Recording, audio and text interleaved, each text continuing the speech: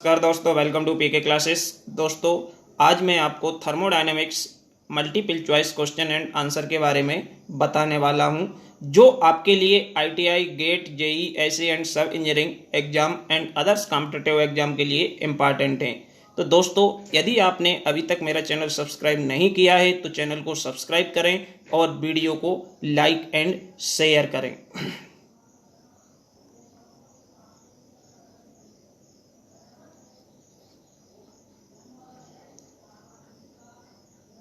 Question first, characteristic gas constant of a gas is equal to. जो हमारा gas constant होता है, characteristic gas constant होता है, ये हमारा किसके इक्वल होता है? C upon C B, C B upon C P, C P minus C B या C P plus C B. तो दोस्तों, सी बी है जो कांस्टेंट वॉल्यूम पर स्पेसिफिक हीट है and C P constant pressure पर स्पेसिफिक हीट है।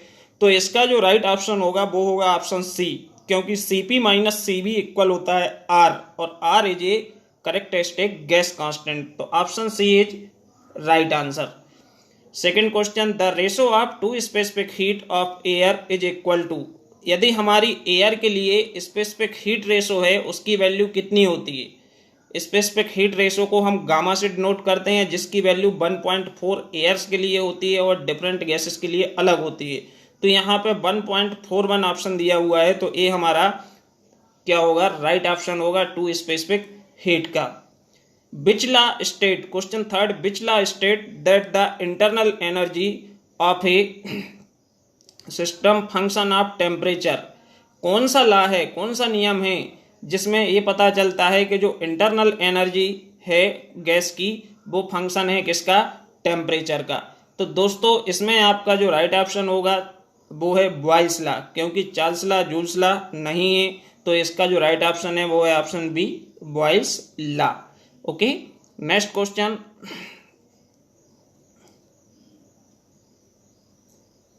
इन open system is one in which.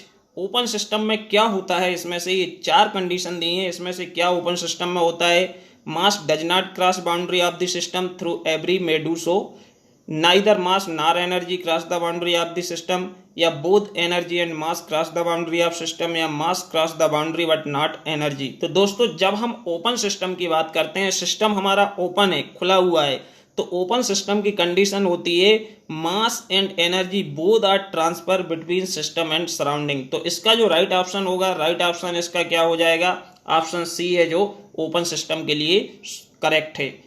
Work done in A free expansion process. यदि हम फ्री एक्सपेंशन प्रोसेस की बात करेंगे तो उसमें जो हमारा कार्य है, वर्क है, वो हमारा क्या होगा? जीरो होगा। तो थ्रोटलिंग हो गई, फ्री एक्सपेंशन हो गई, कांस्टेंट वॉल्यूम हो गई, इन तीनों प्रोसेस में वर्क डन क्या है? जीरो होता है। ऑप्शन सी है जो इसका राइट ऑप्शन है। Which of the following quantity is not the property of the system. इसमें से कौन सी क्वांटिटी है जो सिस्टम की प्रॉपर्टी नहीं है? Pressure, temperature, specific volume, heat.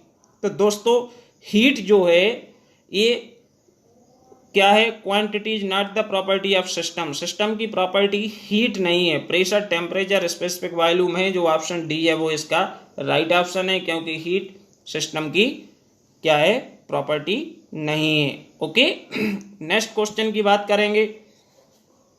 Next question आपका है mixture of ice and water. Ice and water, mixture of ice and water form A. Ice and water का मिक्सचर क्या बनाता है?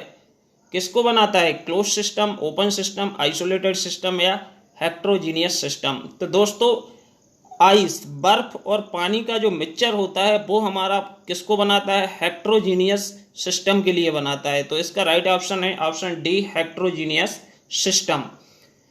Which of the following item is not a path function. ये जो चार parameters हैं, इसमें से कौन सा है जो फंक्शन नहीं है? कौन सा पाथ फंक्शन नहीं है?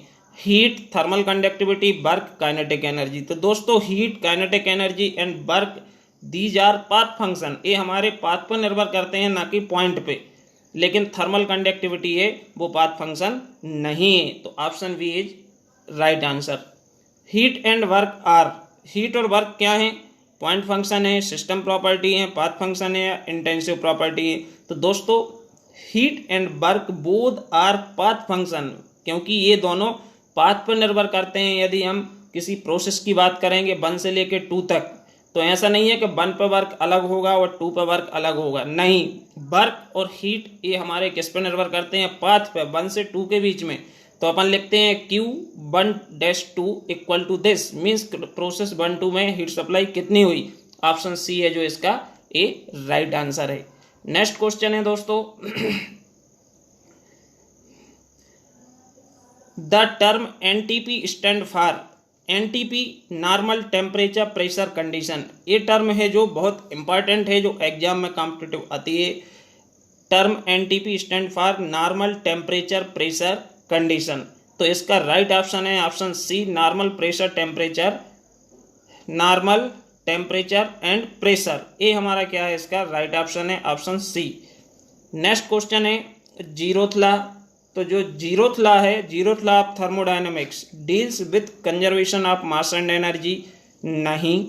Deals with reversibility and irreversibility of process, ये भी नहीं। State that if 2 system are both in equilibrium with a third system then they are in thermal equilibrium to each other, ये करेक्ट ऑप्शन है। ये zeroth law का statement होता है जो बताता है कि यदि कोई 2 बॉडी थर्मल इक्विलिब्रियम में है किसी तीसरे के साथ, तो वे एक दूसरे से थर्मल इक्विलिब्रियम में होंगी। और जीरोथ लॉ हमारा किसको मेजर करता है, टेम्परेचर को। ऑप्शन सी है जो इसका ए राइट ऑप्शन है। Next question, work done is zero for the following process, कौन सी प्रोसेस में वर्क डन जीरो होता है दोस्तों, free expansion, constant volume, throttling. तो दोस्तों हमने अभी बताया था कि जो वर्क डन है ये सभी प्रोसेस में, तीनों प्रोसेस में जीरो होता है। तो ऑल ऑफ दी यबो इसका करेक्ट ऑप्शन होगा, all of the above. Okay, next question है दोस्तों, द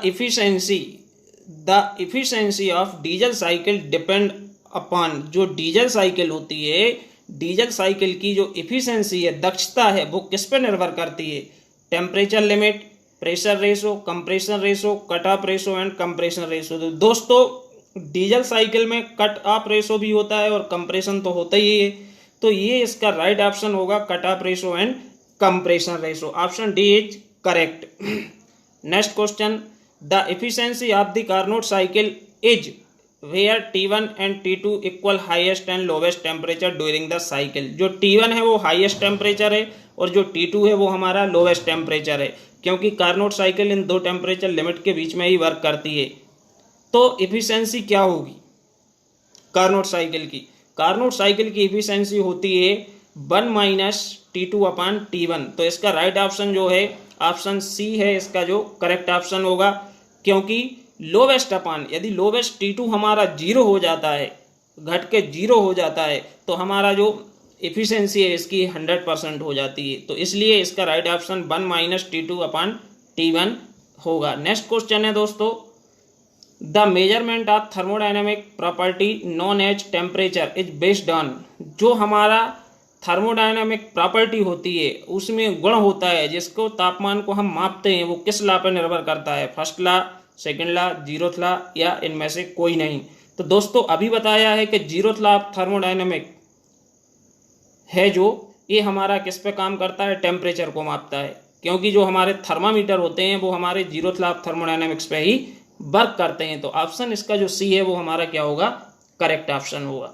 ओके दोस्तों, ऑप्शन सी इसका क्या है, करेक्ट ऑप्शन है, zeroth law of thermodynamic. Next question,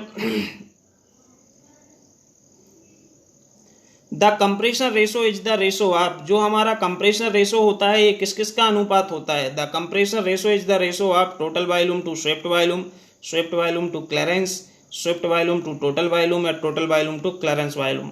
तो दोस्तों हमारा कंप्रेशन रेशो होता है VS + VC upon VC। VC is the clearance and VS + VC जो है वो हमारे सिलेंडर का टोटल आयतन होता है।